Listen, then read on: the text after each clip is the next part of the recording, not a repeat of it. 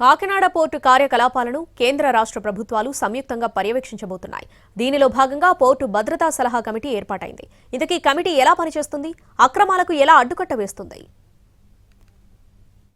Kakinada deep water port కార్యకలాపాలు private యాజమాన్యం ఆధీనంలో నడుస్తున్నాయి. ఈ పోర్టు మీదుగా బియ్యం, నూకలు, బొగ్గు, మొక్కజొన్న, సిమెంట్, వంట నూనెలు, ఎరువులు, పంచదార తదితర ఆహార ధాన్యాల ఎగుమతులు, దిగుమతులు జరుగుతున్నాయి.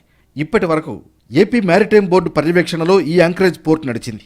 అయితే పోర్టు కార్యకలాపాలపై ఇటీవల విమర్శలు వెల్లువెత్తాయి.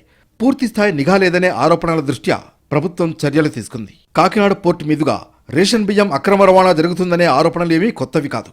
చాలా కాలంగా దీనిపై రచ్చ నడుస్తోంది. అంతేకాదు, కాకినాడ కస్టమ్స్ అధికారులు లంచం తీసుకుంటూ సిబిఐకి అడ్డంగా దొరికిపోయిన సందర్భమూ ఉంది. బియ్యం స్మగ్లింగ్ అడ్డాగా మారిందని ప్రజాప్రతినిధులు సైతం ఆందోళన వ్యక్తం చేయడంతో పోర్ట్ నిర్వహణపైన ఫోకస్ పెట్టారు అధికారులు. కాకినాడ పోర్టు ద్వారా జరుగుతున్న కార్యకలాపాలను పర్యవేక్షించేందుకు భద్రతా సలహా కమిటీ ఏర్పాటైంది. జిల్లా కలెక్టర్ ఆధ్వర్యంలో ఈ కమిటీ పనిచేస్తుంది. ఈ కమిటీ ప్రతి 6 నెలలకు ఒకసారి పోర్టులోని పరిస్థితులను సమీక్షిస్తుంది. భద్రత, ఇతర అంశాలపై కమిటీ ఇచ్చే నివేదిక ఆధారంగా కేంద్ర రాష్ట్ర ప్రభుత్వాలు తగిన చర్యలు తీసుకుంటాయి.